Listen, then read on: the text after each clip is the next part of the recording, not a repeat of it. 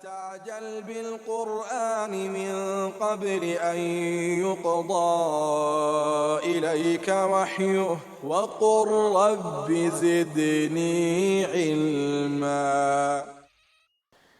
How does the soul exit from your body at the time of death? There is a hadith, or there are some narrations about that.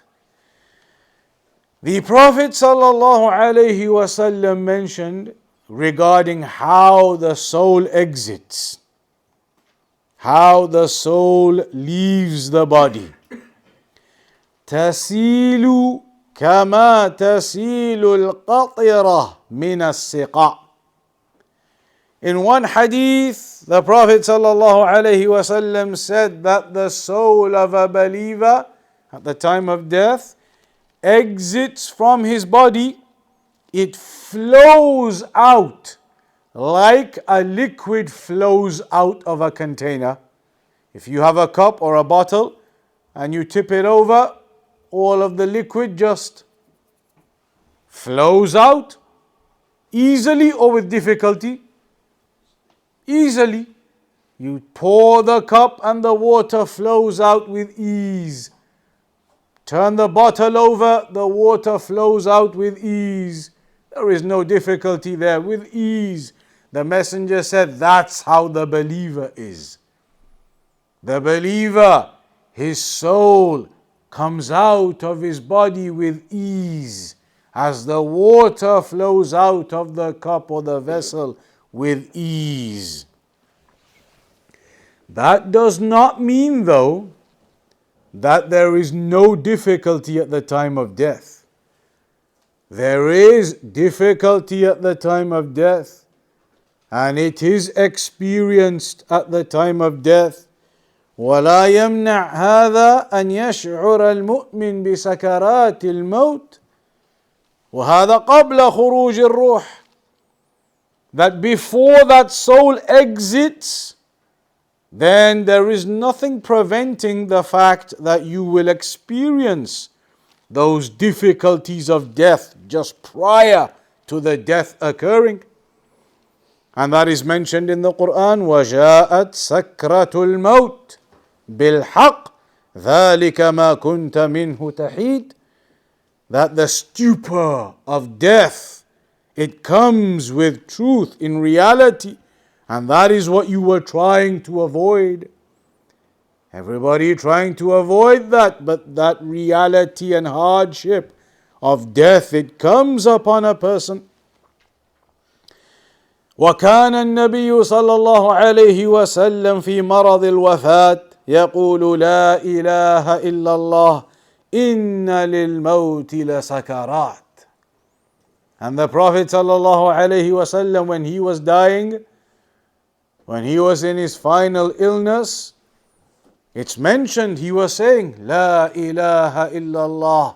Indeed, death has its difficulties.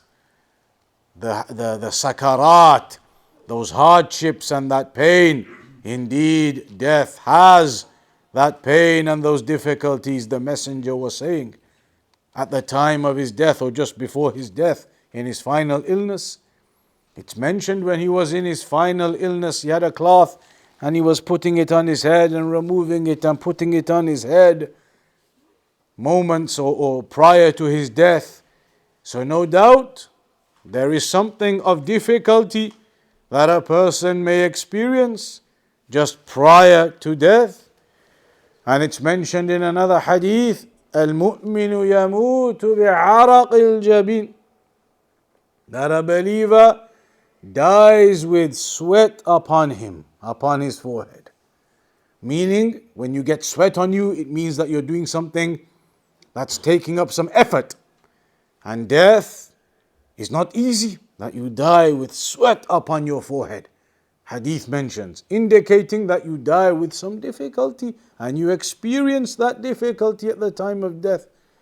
So even though for the believer the soul will exit with ease and it is taken out with ease like water flows out of a cup, that does not mean that you won't experience, that a believer does not experience some of the difficulty and pain of death.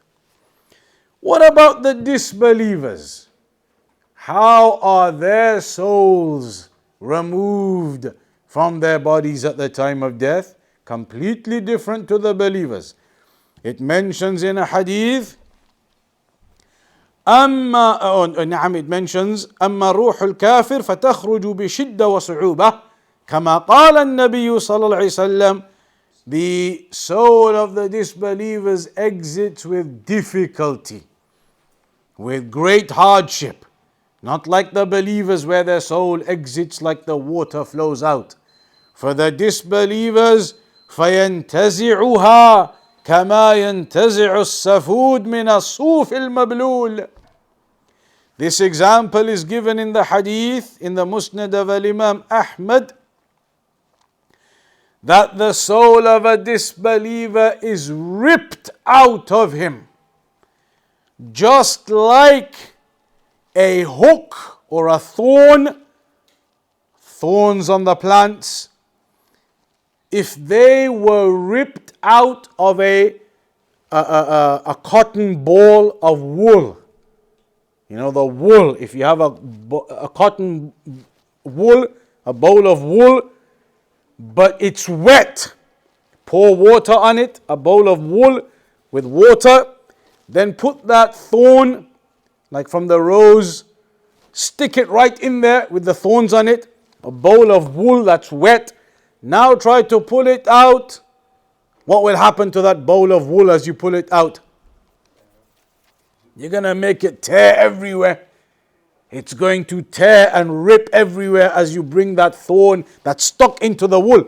It's stuck in there, so when you're pulling it, it's ripping everything as you pull it out.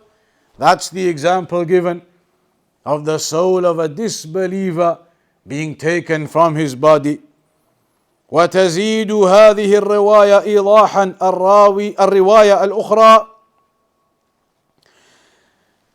فتفرغ في جسده فينقطع معها العروق والعصب كما يستخرج صوف المبلول بالصفود ذي الشعب.